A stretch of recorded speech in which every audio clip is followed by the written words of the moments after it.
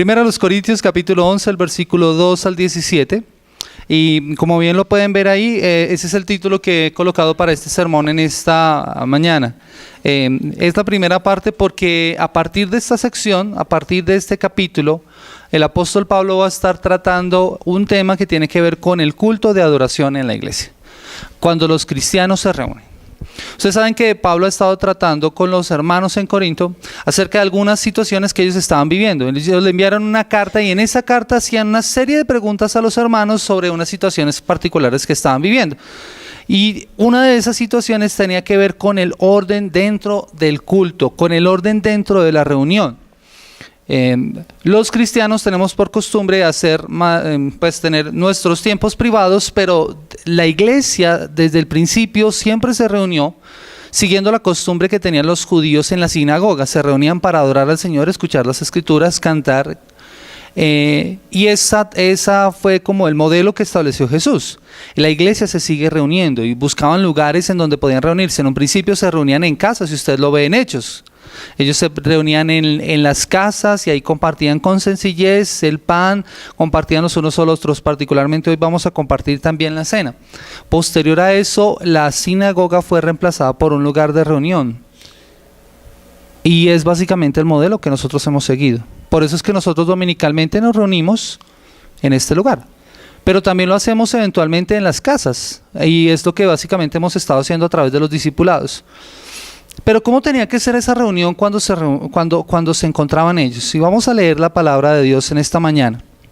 Y vamos a mirar qué es lo primero que debemos tener en cuenta. Primero a los Corintios capítulo 11, el versículo 2 al 17 dice así la palabra del Señor. Los elogio porque se acuerdan de mí en todo y retienen las enseñanzas tal como se las transmití.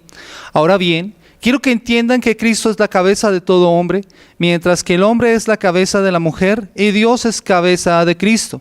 Todo hombre que ora y profetiza con la cabeza descubierta, deshonra al que es su cabeza.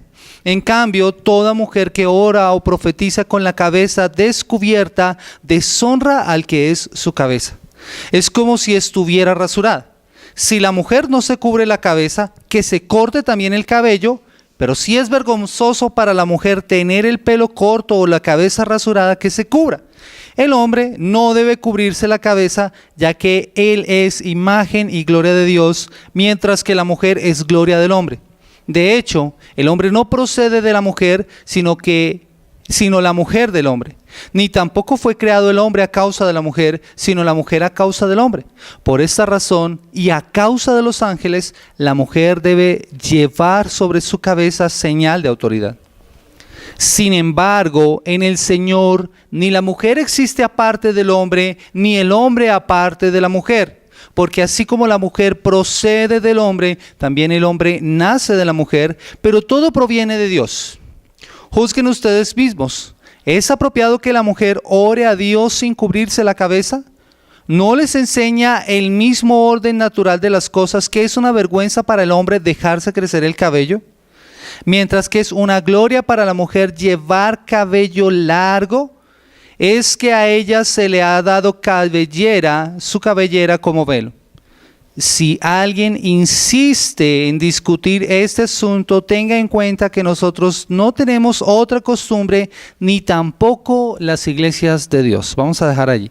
Padre, queremos darte gracias en esta mañana por la oportunidad que tú nos das nuevamente de estar delante de tu presencia, para meditar en tu palabra, para reflexionar acerca de la enseñanza de la Escritura. Hemos cantado y hemos rogado, Señor, que tú seas guiando nuestros caminos, que tú corrijas nuestros pasos, porque no queremos fallarte más. Queremos, Señor, confiar en aquel que es nuestro buen pastor y estar cerca de Él. Y entender cada vez más y mejor que separados de ti nada podemos hacer, que solo tú tienes palabras de vida. Solo tú tienes palabras de vida, Señor. Que esa realidad de lo que hemos cantado se convierta cada vez más fuertemente en nosotros en una práctica. Señor, queremos vivir de acuerdo a lo que tú enseñas en tu palabra. Queremos rogarte que tú transformes nuestra manera de pensar para que así cambie nuestra manera de vivir. que seamos transformados por tu palabra para que podamos ser proclamadores de tu reino. Por eso ruego tu dirección y tu guía. Bendice tu palabra en esta mañana y suple en el predicador todo aquello que hace falta conforme a tu Santo Espíritu en la vida de cada uno de mis hermanos en este lugar. Te damos a ti la gloria y la honra en el preciosísimo nombre de nuestro Salvador y bendito Redentor, nuestro Señor Jesucristo. Amén. Bien, mis amados hermanos, como les mencionaba, el título es Todos en el culto de adoración. Y como se pudieron dar cuenta, este pasaje está enfocado en una práctica bastante interesante, y era la de cortarse o dejarse el cabello o ponerse un velo, que es una práctica, una costumbre cultural. De hecho, mis amados hermanos, si ustedes, si lo reflexionamos a conciencia, las normas culturales de país a país cambian. De hecho, las normas culturales o las prácticas culturales de generación a generación han cambiado. Las cosas que nosotros hacemos hoy en día para una generación o dos generaciones antes de la nuestra podrían ser sumamente escandalosas. Y eso habla del cambio en la mentalidad. Sumado a estos elementos, podemos ver que cuando el evangelio empieza a ser predicado, muchas de las prácticas culturales empiezan a ser reevaluadas a la luz de la palabra de Dios. Hay muchas cosas de las que nosotros hacemos que cuando el evangelio es predicado y cuando nosotros empezamos a creer en Cristo como nuestro Señor y Salvador, empezamos a cambiar. Ya no las vivimos de la misma forma. Y eso muestra que la palabra de Dios tiene una aplicación sumamente práctica. Cuando empezamos a practicar la Escritura, nos damos cuenta que en muchas ocasiones las prácticas culturales que tenemos van en contra de los principios bíblicos. Y entonces necesitamos cambiar. Eso es lo que va a pasar. Y este es el caso del pasaje que vamos a estar estudiando en la palabra de Dios. Curiosamente, una de las cosas que encontré cuando hacía este estudio es que el cabello en las mujeres era un objeto común de lujuria en la antigüedad. Por ello se esperaba que las mujeres cubrieran su cabello. Es lo mismo que hoy ocurre con la forma de vestir. La forma de vestir simbolizará en muchos casos una tendencia a seducir en muchas ocasiones muchas mujeres con su forma de vestir para provocar, o más bien provocará malos pensamientos. Muchas personas o muchas mujeres, no sé si han notado eso, que se visten de una forma determinada y esperan salir a la calle y que los hombres no les digan nada. Obviamente eso no es una excusa para nosotros, caballeros. Obviamente eso no es una excusa para nosotros. Pero es importante que podamos hacer esa reflexión. Hay mujeres que no tienen cuidado en su forma de vestir y esperan que en la calle no les digan vulgaridades.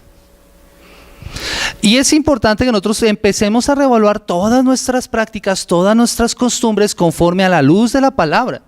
O sea, tenemos que ser transformados en nuestra forma de pensar para que así cambie nuestra forma de vivir. ¿Qué es lo que está pasando en este pasaje? El no cubrirse el cabello determinaba algunas situaciones en la mujer. O el que anduviera con el cabello rapado, con el cabello corto, simbolizaba algunas cuestiones culturales. De hecho, Pablo va a usar el mismo argumento en 1 de Timoteo capítulo 2 versículo 9, cuando va a hablar acerca de cómo debe ser la forma de vestir de las mujeres y cómo debe ser su ornato, que no es con peinado ostentoso, dice Pablo, y el mismo Pedro va a usar el mismo argumento, sino que tiene que ser una cuestión interna del corazón. Él lo va a explicar allí en esos pasajes. 1 de Pedro capítulo 3, el versículo 3 y 4. Usted va a encontrar eso allí. No lo busque porque quiero centrarme en el pasaje de Corintios. De la misma manera, Pablo tiene en mente el uso que la Escritura le daba al cabello en cuanto a los hombres. En la cultura judía había una práctica común de un tipo de guardarse en cuanto a los hombres que se llamaba el nazareato. El nazareo era una persona que se había consagrado a Dios de tal forma que una de las cosas que hacía era dejarse crecer el cabello. De hecho, Pablo tiene un voto en algún momento, cuando usted lee el libro de Hechos, y él tiene la intención de ir a Jerusalén para cumplir ese voto. Y algunos piensan que su voto consistía en haberse dejado crecer el cabello, o sea, cumplir el voto del nazareo. Él tiene en cuenta eso.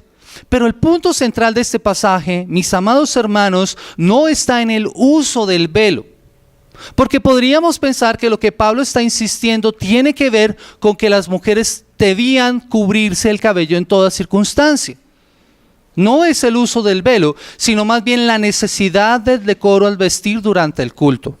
Y la forma en cómo creyentes, hombres y mujeres, debían presentarse a la celebración de adoración. ¿Cómo era que tenían que llegar los hermanos a la iglesia? ¿Cuál era la mentalidad que tenía que primar cuando una mujer se sentaban en la iglesia juntos a celebrar el nombre del Señor? Eso es lo que vamos a estar mirando. Y eso no es solamente, como les digo, para hombres y para mujeres. Este pasaje pareciera que está hablando más a mujeres y hace un fuerte énfasis allí. Pero no solamente se va a enfocar a las mujeres, él va a hablar también a los hombres. Lo que Pablo va a presentar acá es una serie de argumentos dirigidos a esta cultura en particular, a costumbres particulares. Y la pregunta que debemos plantearnos el día de hoy y que vamos a estar resolviendo a través de este sermón es: ¿deberían las mujeres cristianas hoy cubrirse el cabello? ¿Ustedes qué dicen, hermanas? Que se cubren, hermanas, ¿deberían cubrirse el cabello? ¿Cómo se aplica este pasaje a la vida de hoy? ¿Cómo debemos presentarnos nosotros al culto? ¿Cuál debe ser eso? ¿Primará la costumbre o tendremos que mirar el principio? ¿Y cuál es el principio transferible? Eso es lo que vamos a estar mirando. Y yo quiero que volvamos otra vez al pasaje y miremos el versículo 2, porque noten cómo empieza Pablo el argumento. Es interesante, noten este versículo. Los elogio porque se acuerdan de mí en todo y retienen las enseñanzas tal como se las transmití. Y es interesante que Pablo, después de que en varias ocasiones de la carta les ha llamado fuertemente la atención, aún encuentra razones para elogiarlos. Los felicito, hermanos, porque sin mencionarlo, pero lo podría estar pensando, podría estar diciendo, aunque no lo ponen en práctica todo, retienen enseñanzas mías. Están haciendo algo importante allí con las enseñanzas, tal como se las transmití. Es bastante interesante porque es una forma en cómo uno debe usar también para llamar la atención. Algunos dicen que hay que usar la técnica del sándwich. ¿Saben cuál es esa? Primero el pan, es el elogio, luego viene la carne, que es el vaciadón, y después el pedazo de pan otra vez. Pablo está usando la misma técnica. Pablo está usando la misma técnica acá. El primero los elogia porque se acuerdan de mí en todo y retienen las enseñanzas tal como se las transmití. Pero después de eso, mire lo que está diciendo. Después de estas palabras iniciales, ahora va a entrar en un contraste. Y el primer punto que vamos a estar hablando tiene que ver con explicando el orden de autoridad y cómo se aplica en el culto de adoración. Explicando el orden de autoridad y cómo se aplica el culto de adoración, versículo 3 al 6. Ahora bien, quiero que entiendan que Cristo es cabeza de todo hombre, mientras que el hombre es cabeza de la mujer y Dios es cabeza de Cristo. Todo hombre que ora o profetiza con la cabeza cubierta deshonra al que es su cabeza.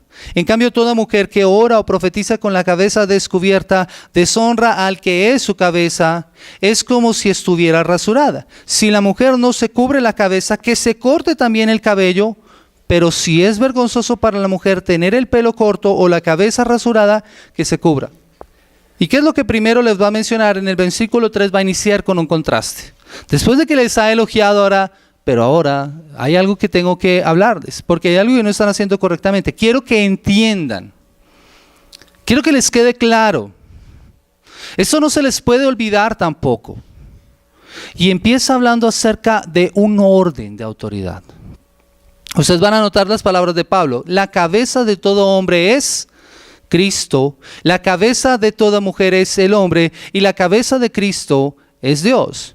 Al iniciar con este contraste y luego pasar a la enseñanza, él nota que están fallando en un detalle. Y lo que quiere enfatizar es que quiere que entiendan dónde está fallando para poder corregir ese error. ¿Qué es lo que significa entonces la expresión cabeza? Porque quiero que noten ese versículo nuevamente.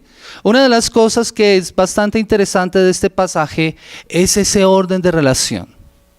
Porque para nosotros es muy difícil esta palabra, sometimiento. Subordinación. Es dura. Nosotros vivimos en una sociedad a la cual le cuesta entender eso. Hoy no se respeta la autoridad, pero la autoridad ha sido establecida por Dios. ¿Y cómo debe funcionar esto? Entendiendo lo que Pablo quiere que vean acá. La cabeza de Cristo es la cabeza de todo hombre, mientras que el hombre es la cabeza de la mujer y Dios es cabeza de Cristo. ¿Qué es lo que significa cabeza? Es una forma de explicar las relaciones de liderazgo o autoridad espiritual. Metafóricamente hablando, está hablando acerca de autoridad y de dirección. Pero noten cómo lo está colocando, porque Pablo no está hablando acerca de hombre y mujer solamente, sino de la relación de Cristo con el hombre y de la relación del Padre con Cristo. Primero, hay que entender que Cristo tiene una cabeza, una autoridad sobre él. Y aunque entendiéndolo teológicamente, Dios el Padre y Dios el Hijo son la misma esencia junto con el Espíritu Santo, dentro de los roles que cada uno cumple, el uno es sometido al otro voluntariamente. Cristo se somete al Padre y obedece las órdenes del Padre. Pero de la misma forma, Cristo pasa a ser cabeza del hombre. El hombre debe someterse a la autoridad de Cristo, y dentro del rol del hogar hay un sometimiento voluntario de la mujer hacia el varón, hacia el hombre. Sé que esto es muy difícil, porque como les digo, nuestra sociedad ha abogado fuertemente por la liberación femenina y porque la mujer se emancipe de aquello que ha sido la autoridad patriarcal impuesta desde la filosofía judeocristiana que ha colocado a Dios el Padre por encima de todos. Pero si comprendemos lo que este pasaje implica, esa mentalidad tiene que cambiar en nosotros. De hecho, otro de los pasajes que es supremamente complicado para muchas mujeres es el de Efesios capítulo 5. Mujeres, someteos a vuestros maridos. Pero alguien lo puso desde esa perspectiva y lo decía así: si las mujeres cumplen verdaderamente ese mandato, ponen en aprietos a los hombres. ¿Y saben por qué, queridos hermanos? Si una mujer se somete bíblicamente como está escrito allí, el hombre tiene la responsabilidad de amar a su esposa como Cristo amó a la iglesia. Lo pone en un aprieto supremamente difícil. ¿Entienden eso? No es algo tremendo, pero creo que es importante que nosotros lo miremos. Y en este caso lo que hay que interpretar es que la autoridad no implica inferioridad en las partes. Autoridad aquí no está implicando inferioridad en las partes. Dios el Padre y Dios el Hijo, aunque son iguales, el uno se somete al otro voluntariamente. Por eso es que el Hijo vino a cumplir con el plan de redención. Y ustedes lo pueden leer en pasajes como Juan 1. En el principio era el Verbo, y el Verbo era con Dios, y el Verbo era Dios.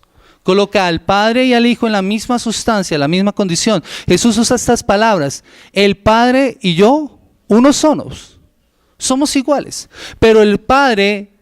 Y le dijo al Hijo: debes ir a morir.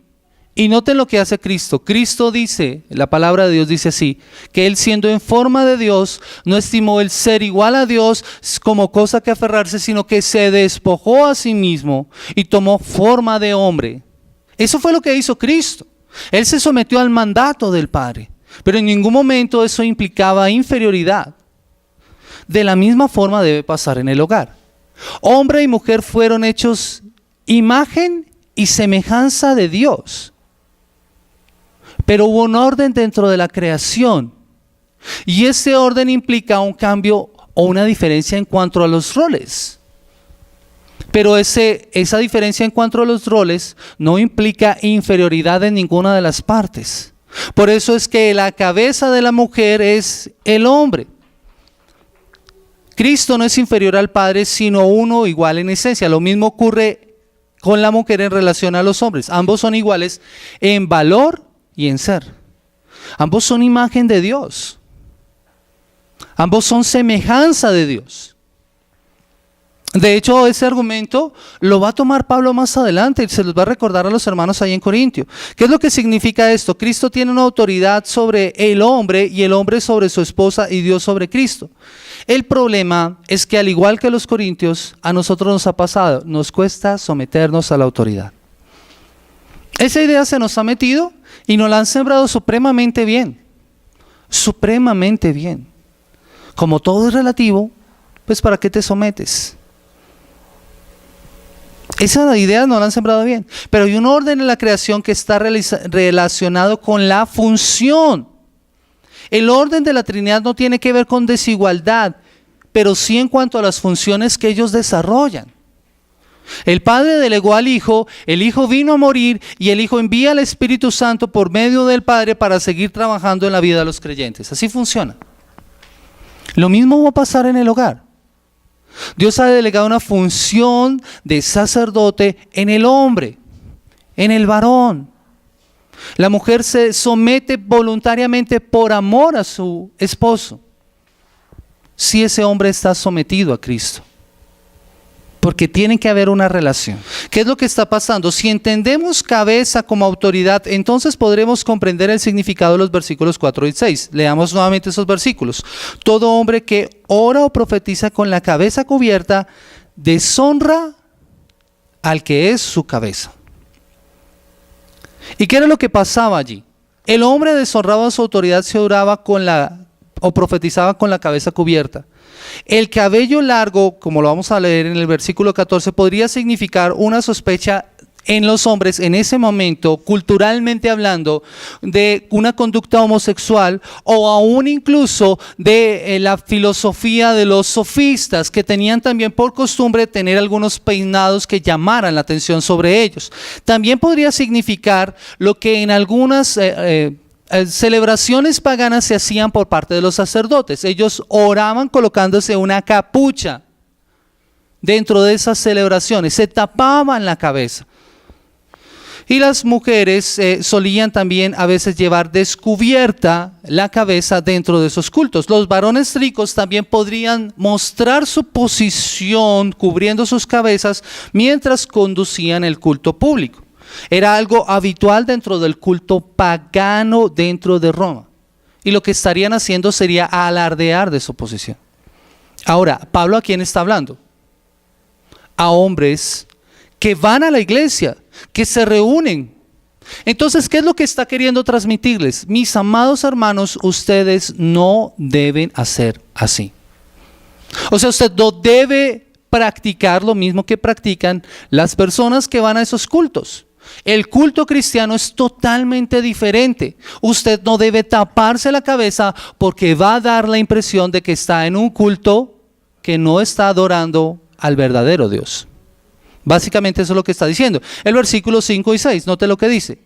Dice, en cambio, toda mujer que ora o profetiza con la cabeza descubierta, deshonra al que es su cabeza, y es como si estuviera rasurada. Si la mujer no se cubre la cabeza, que se corte también el cabello. Pero si es vergonzoso para la mujer tener el pelo corto o la cabeza rasurada, que se cubra. Y pasa lo mismo, la mujer deshonraba a su marido si profetizaba o oraba con la cabeza descubierta. Es como si la tuviera rapada. Lo que Pablo está llamando la atención es al decirles que si les parecía absurdo esto, orar así, entonces que se rasurara. ¿Y qué es lo que va a estar diciendo? Lo que les está invitando es que se recogiera el cabello, como era la costumbre de las mujeres casadas, y que no lo tuviera suelto como las mujeres solteras. Dentro de la cultura romana, el velo significaba el servicio dentro del matrimonio. Por eso se esperaba que la mujer, cuando salía en la calle, la mujer casada, llevaba un velo. Eso significaba que esa mujer estaba casada. Lo que hoy en día nosotros haríamos no con el velo, sino con la argolla de matrimonio, tanto hombres como mujeres, ¿cierto? O sea, esa es nuestra práctica cultural. Eso es lo que representa la argolla, ¿no? Que estamos casados. Algunos no la llevan no porque no quieran, sino porque no la tienen, entonces no se preocupen. Pero por eso se esperaba que la mujer usara el velo fuera cuando salía de la casa. Ahora, dentro de la Roma del primer siglo surgió un movimiento que extrañamente se parece a un movimiento que tenemos hoy en día, el de la liberación femenina. Y era un movimiento que abogaba por la liberación de la mujer y en el sentido de la igualdad. Y note que Pablo, cuando empieza a hablar acerca de la libertad cristiana, esto se podría haber interpretado como las mujeres tenemos también igualdad de derechos. No somos propiedad de nuestro esposo, sino que ahora somos propiedad de Cristo. Y eso hubiera también interpretado este mensaje de esa forma. No llevar el velo entonces para la mujer sería un símbolo de rebelión por parte de la mujer hacia su esposo. No me someto a mi marido, por eso no voy a llevar más el velo, hubiera podido decir la mujer en esa época. Pero hay algo más. Raparse era sinónimo de varios aspectos acá, culturalmente hablando. Raparse podría significar el castigo que en muchas ocasiones a las mujeres adúlteras, no a las mujeres adultas, sino a adúlteras, se les hubiera impuesto por causa de haber sido descubiertas en su adulterio. Era una señal de señalarlas en forma de vergüenza.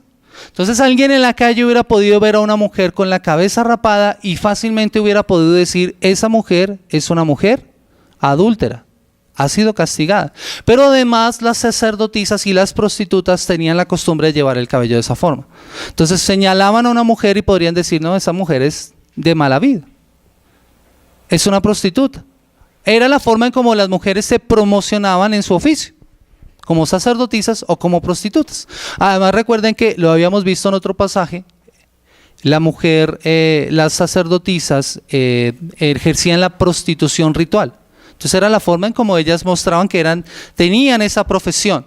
Entonces el cabello o el uso correcto o incorrecto del cabello iba a indicar su condición sexual. Y era símbolo también de su condición como mujer, dentro de un hogar o fuera del hogar. En esa época entonces algunas mujeres también de la alta sociedad podrían estar abandonando el uso del velo para hacer alarde de la igualdad, no solo en Cristo, sino también a nivel social. Noten entonces la costumbre. Entonces el problema no es el uso del velo, sino la adoración pública, mis amados hermanos. ¿Cuál es el problema? Porque la oración y la profecía era para ambos, y más adelante vamos a estar mirando cómo era que debía usarse la profecía, porque Pablo va a aclararles acerca de eso, así que no me voy a centrar en eso hoy. Pero Pablo les va a decir en el culto público, en el momento en que los hermanos y las hermanas se reúnen, en el momento en que empieza la oración, en el momento en que empieza ese tiempo que se daba de profecía, lo que se quiere evitar es que se envíen señales ambiguas de confusión pública en cuanto primero su relación con su esposo y que se diera la impresión equivocada sobre la iglesia y a los visitantes que venían a la iglesia. Noten el argumento. Alguien lo expresó de esta forma: Cristo hace hombres y mujeres libres, pero cada uno tiene la obligación de limitar su libertad por causa de Cristo. Ambos están llamados a vivir para la salud y el crecimiento del reino. Si una persona entraba al culto y veía una mujer con la cabeza rasurada o con el cabello corto o orando sin taparse el cabello, hombres orando con la cabeza cubierta, ¿cuál sería la impresión que se llevaría? Estamos adorando a quién sabe qué Dios. Eso es lo que está transmitiendo.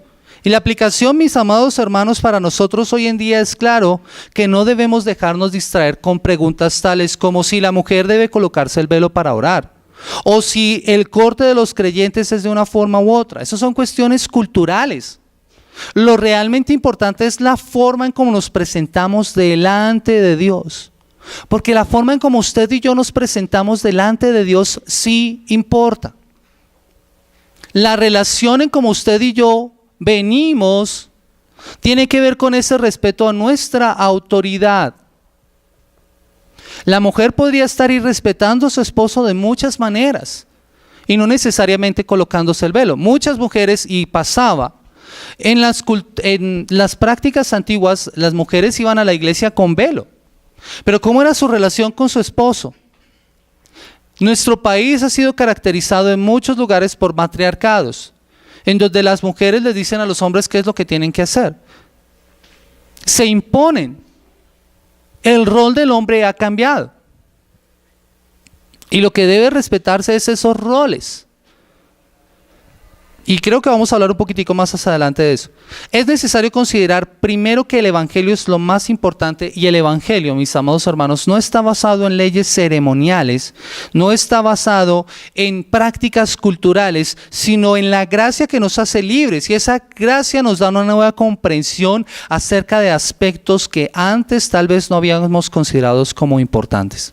Les pongo un ejemplo. Hoy ustedes me ven de corbata en este lugar. Generalmente lo hago de esa forma. Pero no significa que los predicadores que tengan que venir acá, todos tengan que venir con corbata. No es de esa forma. Eso es algo porque, primero, me gusta. Y segundo, porque lo aprendí de esa forma en la universidad. Cuando yo iba a una presentación en la universidad, yo me vestía siempre de esa forma. Era la forma en cómo se exigía en la universidad. Entonces para mí fue como algo que aprendí y es una práctica mía. Pero en ningún momento tiene que ser una imposición. Otro ejemplo, hay iglesias o hay lugares de culto en donde a las mujeres se les exige ir de falda. Si no va de falda, entonces no puede ir al culto. O se va a ver mal vista la hermana, la mujer. Y los hombres todos van de corbata. Son cuestiones culturales, pero en ningún momento esa práctica debe imponerse, porque ¿qué pasaría si llegara una persona nueva a la iglesia? ¿Cómo se va a sentir? Y si se le empieza a imponer eso como una obligación, hermano, usted tiene que venir aquí de falda, porque es que de falda es que todos, y usan pasajes como, no está bien, o es que no recuerdo exactamente el pasaje, en Levítico cuando habla acerca de las mujeres no tienen que vestirse como los hombres. ¿Sí? Pero curiosamente en esa época el vestido de los hombres no era muy distinto al vestido de las mujeres, porque era como una túnica. Pero la túnica de los hombres era distinta a la túnica de las mujeres. La túnica de las mujeres era más larga, la túnica de los hombres era más corta. Los hombres en esa época eran los que usaban la minifalda por el trabajo. Tienen que entender eso. Pero entienden eso, o sea, son como prácticas que no son fundamentales para los creyentes. Eso no se tiene que imponer sobre la forma en como nosotros tenemos que venir a adorar al Señor. Ahora, si hay algunas prácticas y algunas cosas que nosotros tenemos que tener cuidado. Eso no significa, mis amados hermanos, o más bien tenemos que tener en cuenta que nosotros somos una comunidad contracultural, que como creyentes ya no tenemos que mantener una imagen como de competentes, correctos, que haga que se rompan barreras o que impidan relacionarnos con otras personas. Me explico. Hay iglesias, por ejemplo, hay lugares de culto en donde las mujeres se sientan a un costado y los hombres se sientan al otro. Eso parece supremamente santo y espiritual. Pero creo que eso pone una barrera a un grupo de personas que quieran acercarse a la iglesia. Podríamos poner otros ejemplos. Pensemos, por ejemplo, aquí ninguno de los jóvenes que trabajan con nosotros en la iglesia usan tatuajes. Pero ¿qué pasaría si viniera un joven con tatuajes? Entonces, ¿tenemos que rechazarlo? ¿Tenemos que mirarlo feo? Si es una persona que quiere venir a compartir con nosotros y empieza a escuchar el mensaje del Evangelio y Dios toca su corazón y esa persona se arrepiente, entonces ¿qué? ¿Ven? Nosotros podríamos estar limitando a las personas para que vengan y conozcan el mensaje del Evangelio. Pondríamos barreras. Y lo que nosotros tenemos que hacer es precisamente cualquier barrera que se imponga, tenemos que quitarla para podernos relacionarnos con nosotros y llevar a una experiencia más significativa de comunidad los unos con los otros. Por eso es que el Evangelio aplicado a este pasaje nos deja ver que debemos ser humildes con respecto al rol que Dios nos ha dado. Mis amados hermanos, aunque el hombre es cabeza en el hogar, eso no lo coloca como el más importante. Tiene un rol distinto al rol de la mujer. Y lo vemos aún en la misma naturaleza. ¿Quiénes son las que dan a luz? Las mujeres. Su rol es distinto al rol de los hombres.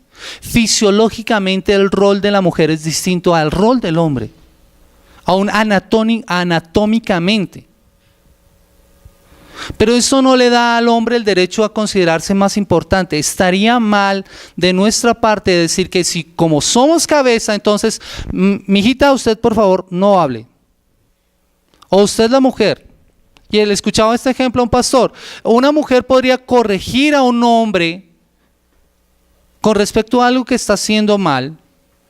La esposa corregir al esposo con respecto a alguna práctica que está haciendo que va en contra de la palabra de Dios. Y el hombre no podría argumentar que es cabeza y que la mujer no tiene derecho a decirle eso. No, no es de esa forma que se aplica. Pero la mujer se somete voluntariamente al hombre, ¿por qué? Por amor, como le enseña la palabra. Y el hombre tiene una responsabilidad para con ella, cuidarla, protegerla, dar su vida como lo hizo Cristo por la iglesia. Que eso es importante que nosotros entendamos. Son roles distintos. Eso es el evangelio aplicado. El evangelio nos muestra eso, nos deja ver que debemos ser humildes. Ser contracultural es ver nuestra iglesia, mis amados hermanos, como una comunidad de contraste. Les pregunto, ¿no vemos una sociedad que ha invertido los roles? ¿No hay una sociedad que ha cambiado la forma de pensar y se ha moldado un sistema de pensamiento que le ha vendido a la mujer que debe liberarse? Esa liberación femenina que se dio en los 70, que cogían los brasieres y los quemaban, porque era la forma en como ellas decían, somos libres y no nos sometemos a nadie, ni siquiera una prenda de vestir, ha hecho mucho daño a la iglesia aún. Y mis amadas hermanas, ustedes tienen derechos, efectivamente, pero Dios les ha delegado una gran responsabilidad. Si la cumplen como enseña la palabra de Dios, créanme, Dios va a ser glorificado grandemente. Por eso es que vivimos de una forma distinta. De igual forma nosotros como hombres tenemos una responsabilidad muy grande. Nosotros debemos retar a esta sociedad. Oigan esto, debemos retar a esta sociedad a vivir de una forma diferente. Por medio de una predicación que sea clara. Miren, retamos la autosuficiencia de los pecadores que creen que no necesitan salvación. Y la retamos viviendo de una forma distinta, conforme a los parámetros que la Biblia nos ha establecido. No les damos a las personas lo que quieren oír, les damos las respuestas de lo que la Biblia dice a las cuestiones de la vida, aunque esas respuestas en muchas ocasiones no sean las que ellos quieran oír o con las que necesariamente tengan que estar de acuerdo. Miren, muchas cosas de las que nosotros hacemos aquí en la iglesia, muchas personas no están de acuerdo. Pero si las estamos haciendo de acuerdo a la palabra de Dios, eso es lo que tiene que primar, el principio bíblico. No lo que la gente quiera oír. Por eso somos una comunidad contracultural. Segundo aspecto que debemos considerar del versículo 7 al 10, ¿cómo debería ser el uso correcto de estos símbolos? Entonces, bien, ¿cómo aplicamos eso? ¿Cómo es que Pablo, explícanos porque necesitamos entender eso? Versículo 7 al 10, dice, el hombre no debe cubrirse la cabeza, ya que él es imagen y gloria de Dios, mientras que la mujer es gloria del hombre. De hecho, el hombre no procede de la mujer, sino la mujer del hombre. Ni tampoco fue creado el hombre a causa de la mujer, sino la mujer a causa del hombre. Por esta razón, y a causa de los ángeles, la mujer debe llevar sobre su cabeza señal de autoridad. El hombre entonces no debía cubrirse la cabeza mientras adora en esa circunstancia, a razón del sometimiento a su autoridad espiritual. La mujer en cambio debía hacerlo porque de esa forma demostraba que estaba sometida a su esposo. Entendiendo ese sometimiento, no subyugación. No, aquí el que manda soy yo, como dice la canción. Y como dice, te lo digo de frente. No es de esa forma, es entendiendo el principio bíblico, el orden dado por Dios. Por eso es que empieza hablando de esto. ¿Qué significa la expresión a imagen y gloria de Dios o a imagen y gloria del hombre? Tiene que ver con honor. Honor. Un comentarista lo expresa de esta forma: el que el hombre cristiano pareciera homosexual o pagano deshonraba a Dios. Al igual que una mujer pareciera lesbiana o infiel, deshonraba a su marido. Pero es evidente que al actuar de este modo, los maridos también deshonraban a sus esposas y las esposas deshonraban a Dios. La principal preocupación del apóstol acá es deshonrar a la cabeza espiritual inmediata. Tiene que ver con una cuestión de honor, no una práctica cultural que tenga que trascender las generaciones. Pregúntese, ¿cómo podría yo estar ofendiendo a mi cabeza espiritual inmediata? ¿Cómo podría yo estar haciendo cosas que no le den gloria y honra a Dios? Otro aspecto es que posiblemente lo que ocurría es que si no se usaba correctamente el cubrirse o no cubrirse la cabeza por parte de un hermano o una hermana, esto estaría generando distracciones en la iglesia a la hora de adorar. Es lo mismo que Pablo va a usar en el argumento en Timoteo. No te pongas peinado ostentoso, que era lo que hacían las mujeres, y cuando estudiemos Timoteo vamos a mirar eso. Las mujeres, especialmente las mujeres que tenían mayor riqueza, se ponían sus joyas en su cabeza, entonces usaban unos peinados estrafalarios y se colocaban todos sus adornos, todo lo que tuvieran, porque eso simbolizaba estatus. Entonces cuando esa hermana entraba a la puerta, ¿qué iba a hacer la iglesia? La iban a mirar. Iban a considerarla entonces, y después llegaba otra que tenía más cosas. Entonces, ¿hacia quién iba a girar la atención? Hacia esa persona. Y mis amados hermanos, ¿en quién tiene que estar centrada nuestra atención mientras nosotros adoramos? En Dios, en Cristo, no en nosotros. Erika me hacía recordar el ejemplo que puso la conferencista ahorita en la confraternidad de mujeres. Y fue un ejemplo que también me impactó muchísimo. Eso nos pasa como a veces cuando vamos a pasear. Vamos y estamos enfrente de un paisaje precioso, precioso allá en el mar, y preferimos quedándonos mirando a nosotros al espejo. Y eso puede pasarnos también en la iglesia, mis amados hermanos. Venimos a adorar al Rey de la Gloria, al Todopoderoso Sustentador, y nos quedamos mirándonos a nosotros mismos. Y eso puede ser bueno o malo, porque podríamos estar preocupándonos por el hermano, pero también podríamos estar cayendo en la crítica. Ese es el error, ese es el error. Por eso esto no aplica solamente para mujeres, sino también para hombres. ¿Los hombres no nos dejaríamos distraer?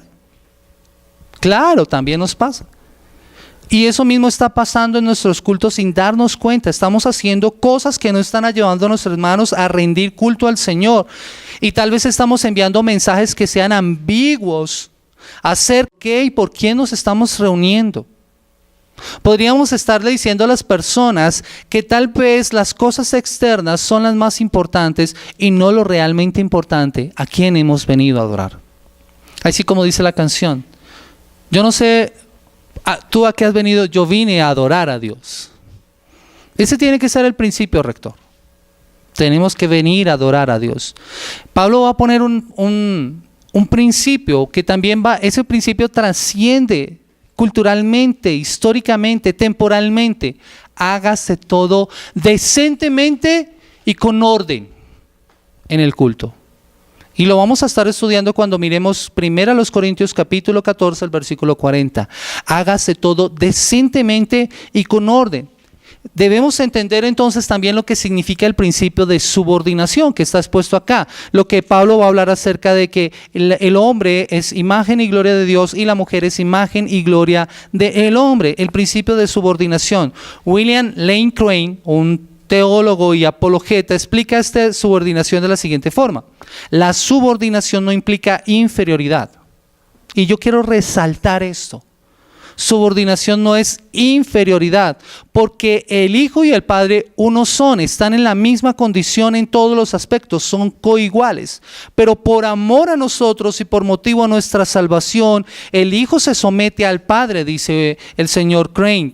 Dice: por tanto, la Trinidad proporciona un bello modelo de la familia, en la cual la mujer, a pesar de ser coigual con su marido, por su propia voluntad se somete a él.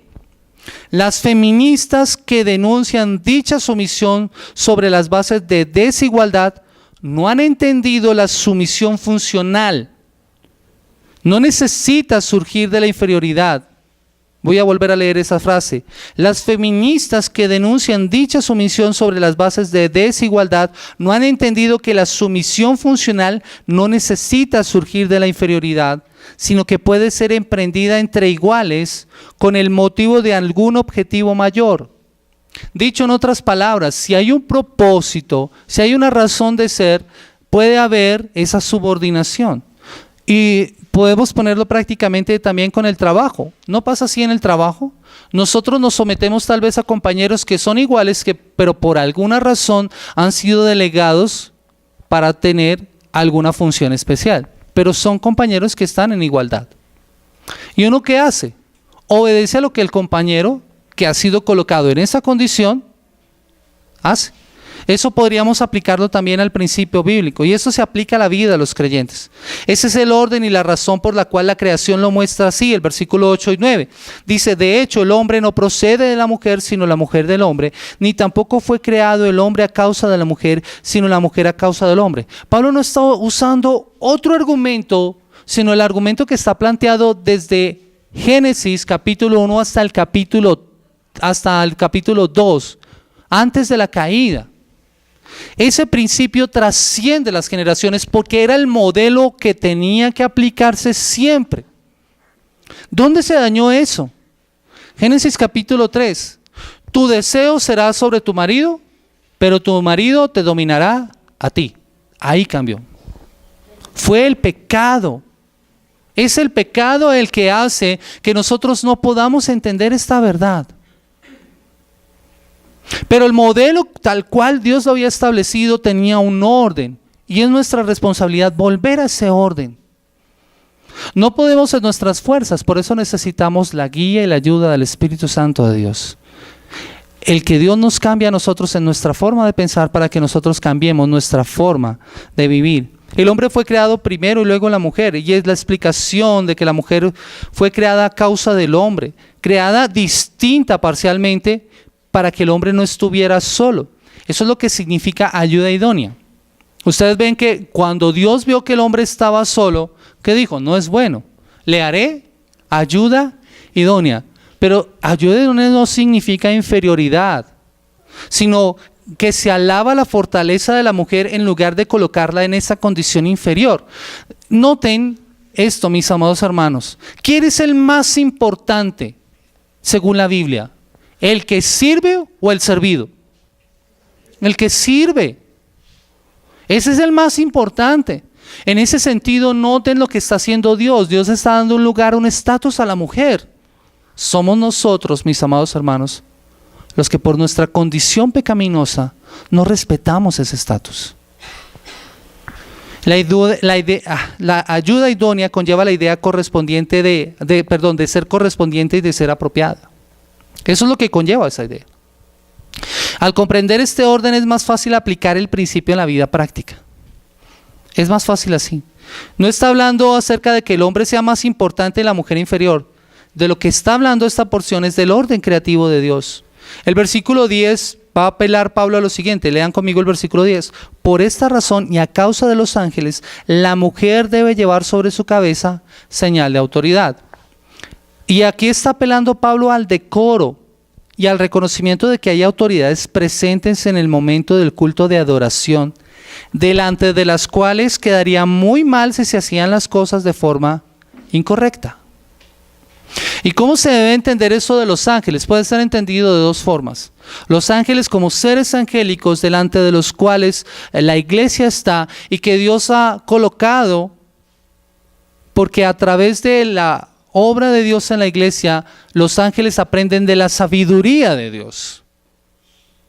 Esa es una interpretación que se ha dado de esta porción. Pero también podría ser interpretada como enviados. Y enviados podían ser personas que venían a mirar el culto. Las personas importantes en esa época en Roma no irían a un lugar que no conocieran y que no supieran qué se hacía en ese lugar. Entonces, ¿qué hacían ellos? Ellos enviaban a alguien para mirar qué era lo que se hacía. Podría ser interpretado de esa forma, para fiscalizar la reunión. No importa, lo importante no es qué tipo de ángeles sean, la verdad. Eso no es lo importante es el orden en el que el culto se debía dar. ¿Cómo estaba la mujer delante del culto? Y eso aplica, mis amados hermanos, a todos los creyentes. Aquí lo que se está resaltando en estos asuntos es que debemos tener en cuenta que los creyentes, por causa de Cristo, respetan aspectos culturales al fin de llegar a las personas. Somos iguales delante de Dios, pero eso no elimina tampoco las distinciones entre hombre y mujer, ni mucho menos las expectativas culturales.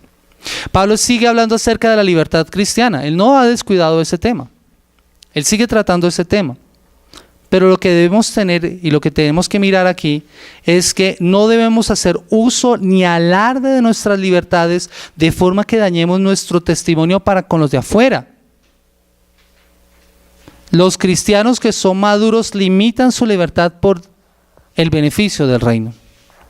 Por eso es que la mujer entendía este principio. Y ¿saben algo que me impactaba muchísimo de este pasaje? Es que cuando Pablo habla acerca de la mujer en el versículo 6, dice: si la mujer no se cubre la cabeza, que se corte también el cabello, pero si es vergonzoso para la mujer tener el pelo corto o la cabeza rasurada, que se cubra. Lo que les está diciendo es: si a ustedes les parece que la forma correcta es cortarse el cabello, o más bien orar con la cabeza descubierta, pues córtense en el cabello, porque si no importa. O sea, lo que les está llevando es a reflexionar sobre lo que ellos están haciendo que estaba mal. Hagan un absurdo entonces. Eso es lo que tienen que tener en cuenta. Por eso la iglesia vive de una forma distinta. El versículo 11 y 12, miren lo que va a decir. Dice: sin embargo, en el Señor ni la mujer existe aparte del hombre, ni el hombre aparte de la mujer. Porque así como la mujer procede del hombre, también el hombre nace de la mujer, pero todo proviene de Dios. ¿Qué es lo que está diciendo acá, mis amados hermanos? Está aclarando que ninguno, hombre y mujer, pueden existir sin el otro. Es decir, son complementarios, se necesitan uno al otro. Y yo quiero hablar aquí una cosa aquí a los solteros. No vayan a pensar que este pasaje no tiene nada que ver con ustedes. Al contrario, tiene todo que ver. Porque no es bueno que el hombre esté solo. No es bueno. Ahora, si Dios quiere que tú estés solo, créeme, Dios te va a dar, como lo veíamos en una porción anterior, el don de continencia. Pero si no tienes el don de continencia, Dios te va a proveer el compañero o compañera. Y tienes que cumplir esto. Esto se aplica a tu vida también. Cada una de las personas está incompleta sin el otro. Estos versos lo que están enfatizando es reciprocidad entre hombres y mujeres. Y Pablo está teniendo en cuenta también un argumento que usó con Gálatas. A los Gálatas él les dijo: no hay esclavo ni libre, no hay judío ni griego, no hay hombre ni mujer, todos somos iguales delante de Dios. ¿Qué es lo que tenemos que tener en cuenta? Bob Utley, un comentarista, dice esto: no hay duda que la redención de Jesús transformó totalmente el estatus de cada creyente. Todos somos uno en Cristo. Ahora nuestro objetivo, y oigan esto, este es nuestro objetivo también, es ayudar a los ciudadanos y vecinos caídos a encontrar la misma redención. Si tú has sido redimido en Cristo, si tú has encontrado que Cristo transformó tu estatus como creyente, tú tienes una responsabilidad de transmitir esa misma redención a otras personas que también la necesitan. Cuando tú compartes el mensaje del Evangelio, el mensaje de Cristo como tu Redentor, esas personas van a encontrar también ese estatus que pueden tener ellos como creyentes. Eso es lo que debe pasar. ¿Dónde está la controversia o dónde está la solución a esta controversia que se generaba? En esas palabras que están escritas en el versículo 11. Y si usted tiene la Biblia y le gusta subrayar, me gustaría que subrayara esas palabras bien grandes: en el Señor. Porque ¿dónde es que nosotros tenemos esa condición igual? Cuando estamos en Cristo. En el Señor. ¿Qué es lo que quiere decir? Que ahora somos sus hijos, su pueblo, su iglesia. Por eso vivimos de una forma diferente. Y algo que debemos recalcar, mis amados hermanos: no crean esa mentira de que en muchos lugares se está enseñando que la mujer es inferior al hombre y que la iglesia coloca a la mujer en una condición distinta, inferior. No, al contrario, Dios dignifica a la mujer. Es el primer dignificador de la mujer. ¿Dónde está el problema entonces? Somos nosotros los hombres. Somos nosotros en nuestra humanidad caída y pecaminosa los que no hacemos respetar esto. Pero Dios no lo hace. Porque en el Señor ni la mujer existe aparte del hombre, ni el hombre aparte de la mujer. Porque así como la mujer procede del hombre, también el hombre nace de la mujer, pero todo, oiga esto, todo proviene de Dios. Pablo va a finalizar con este argumento en el versículo 13 al 15. Juzguen ustedes mismos. ¿Es apropiado que la mujer ore a Dios sin cubrirse la cabeza? Y si leemos ese versículo, quedamos, solamente es para la mujer. Pero lea el versículo siguiente. Dice, no les enseña el mismo orden natural de las cosas, que es una vergüenza para el hombre dejarse crecer el cabello. Y yo insisto, esto es cultural. Lo mismo ocurre, el uso correcto del cabello o del cubrirse la cabeza iba a ser interpretado como una señal de autoridad y de orden en la creación, pero también iba a enviar un mensaje para la iglesia, un mensaje para los de afuera. El cabello largo para las mujeres o corto para los creyentes hombres era una señal de decoro y de sometimiento a la autoridad, un llamado a ser una comunidad diferente. Versículo 16, si alguien insiste, mientras que la gloria de una mujer, versículo 15, mientras que es una gloria para la mujer llevar el cabello largo, es que a ella se le ha dado cabellera como velo. Si alguien insiste en discutir en este asunto, tenga en cuenta que nosotros no tenemos otra costumbre, ni tampoco las iglesias de Dios. No hay necesidad de discutir en este asunto, es lo que está diciendo Pablo. No hay que darle tanta trascendencia ya. No había otra costumbre en este asunto. Era de decir que era la práctica común de las iglesias. Ellos estaban envueltos en una sociedad greco-romana que tenían esa costumbre en cuanto iban a sus cultos. Ahora ellos son creyentes, tienen que vivir de una forma diferente. Por eso era que había que aplicar esto. Y esto se está aplicando en este aspecto para estos propósitos específicos. Para ellos el uso de la libertad era importante entender esto para practicar estas cosas y vivir de una forma diferente como lo hacían las otras iglesias. Pablo aquí lo que está apelando es a al argumento de la costumbre. Y aquí sí podrían aplicar estas palabras. Sencillamente no se hace así. Quiero finalizar en los últimos minutos haciendo una conclusión. Y me gustaría que si hay alguna pregunta, al final se acerquen y me pregunten. Si hay alguna duda. Recuerden que es nuestra intención siempre tratar de resolver cualquier duda que surja dentro de la predicación que se está haciendo. Si hay alguna inquietud, no duden en acercarse y decirme, tengo una pregunta. O si hay algún aspecto en el cual usted diga, no entendí, me podría explicar, o no estoy de acuerdo, también. Peticiones, quejas y reclamos al final. Pero concluyamos con esto. ¿Cómo se puede aplicar el evangelio a este pasaje? Miren, como ya hemos mencionado, no podemos limitar este pasaje solamente a una práctica o una costumbre, como el volver a usar el uso del velo. Ustedes se extrañarían, mis amadas hermanas, y yo les diría, para la próxima semana no dejo entrar a ninguna hermana si no trae el velo, porque tiene que someterse. No es eso. O tienen que vestirse de X o Y forma. Sí, exacto. O usar el cabello de una forma, de un largo específico. No es la forma. Lo que está mencionando este pasaje tiene que ver con otras cuestiones que son más importantes y no cuestiones periféricas. El principio es el principio primero de sometimiento a la autoridad y de la adoración comunal bajo los parámetros de Dios. Dios ha establecido unos parámetros. Sería un error entonces usar la palabra para juzgar ciertas prácticas culturales de algunas personas si nosotros no las hacemos. Miren, Dios no nos ha colocado aquí para señalar quién hace lo correcto o quién hace lo incorrecto. En cuanto a prácticas, porque eso nos podría llevar a considerarnos orgullosos y a justificarnos a nosotros mismos. La verdad, nosotros tenemos que aprender a ser más humildes, debemos llegar a pensar que nosotros como iglesia podríamos estar haciendo lo correcto y eso nos coloca en un lugar de jueces, en un lugar más importante, pero eso no es lo que este pasaje está transmitiendo. yo quiero que tengan en cuenta, no me malinterpreten, tampoco podemos caer en el error de relativizar todas las prácticas culturales. No, pues como es una práctica cultural, pues no hay problema si se hace o no se hace. No, no es darles, hay que darles la debida importancia a ciertas prácticas. Lo que el mensaje del Evangelio nos lleva a cuestionar es cualquier cultura, aún la nuestra. Miren, nosotros dentro de nuestra cultura hacemos cosas que no sabemos por qué las hacemos. Pero les pongo un ejemplo.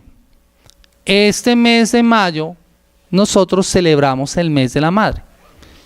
Es una práctica cultural, pero a veces no nos detenemos a pensar que si nosotros vivimos en un país mariano. Ahora, ¿debemos dejar de celebrar el Día de la Madre? No, no creo que tengamos que ir hasta ese extremo, pero sí tenemos que tener mucho cuidado porque a veces tendemos a darle mucha importancia y de hecho desde los medios se nos dice, madre, no hay sino una. Entonces es importante que nosotros tengamos mucho cuidado. Tenemos que a través del Evangelio siempre, siempre, siempre mirar nuestra cultura, aún la nuestra. Debemos considerar cualquiera que sea nuestra conducta, no debemos considerarnos superiores a nadie. ¿Y sabe por qué? Porque la gracia de Dios nos salvó a pesar de nuestra cultura, no por ella. Hemos sido salvados nosotros, no por lo que hacíamos o no hacíamos, hemos sido salvados por la gracia de Dios. El Evangelio nos revela nuestra verdadera condición. Todos hemos pecado, no hay justo ni aun uno. Y Pablo va a hablar acerca de los judíos, va a hablar acerca de los gentiles, va a hablar acerca de los que creen en Dios, va a hablar acerca de los que no creen en Dios, va a hablar acerca de los que hacen ciertas cosas y va a hablar acerca de los que hacen otras. Todos han pecado. Y en ese costal cabemos usted y yo. Todos hemos pecado. No hay justo ni aun uno. No hay quien entienda, no hay quien busque a Dios. Es lo que dice la palabra del Señor. Por eso Dios envió a su Hijo para que todo aquel que en Él cree no se pierda, sino que tenga vida eterna. Ese Jesucristo que nosotros somos iguales, Él nos acoge a nosotros sin importar la cultura de la cual vengamos. Él no mira, Jesús no está mirando qué hacías o qué no hacías. Él por su gracia te llama a pesar de tu cultura, no por ella. Por eso es importante, mis amados hermanos, que nosotros entendamos ese principio establecido por Pablo en Gálatas capítulo 3, 28. No hay judío ni griego, no hay esclavo ni libre, no hay hombre ni mujer. Eso también tiene que ver con que es particular el llamado a confesar a Jesús como el Señor y no a la cultura. A veces le damos tanta importancia a nuestra cultura, a nuestras prácticas, a lo que hacemos nosotros como iglesia, y eso no es lo realmente importante. Lo realmente importante es el mensaje del Evangelio. Y yo te pregunto, ¿sabes quién es el Señor? ¿Sabes lo que significa esas palabras que te pedí que subrayaras en el versículo 11? En el Señor. Si aún no sabes quién eres en Cristo, posiblemente es porque no lo has considerado a fondo como tu Señor y Salvador. Por eso es por eso necesario que vengas a Cristo en arrepentimiento y fe, y a través de su palabra y a través del compartir con la comunidad de creyentes vas a descubrir tu identidad en Él y lo que Él tiene para tu vida. Mis amados hermanos, que Dios nos guíe y nos ayude a aplicar este principio bíblico. ¿Cómo nos estamos presentando nosotros en la iglesia? No nos dejemos distraer por cuestiones periféricas. No nos dejemos distraer por lo periférico. Busquemos a Cristo con todo nuestro corazón, porque todo proviene de Él. Vamos a orar. Padre amado, en el precioso nombre de Cristo Jesús, yo quiero darte gracias en esta mañana por la oportunidad que nos das de poder compartir tu palabra.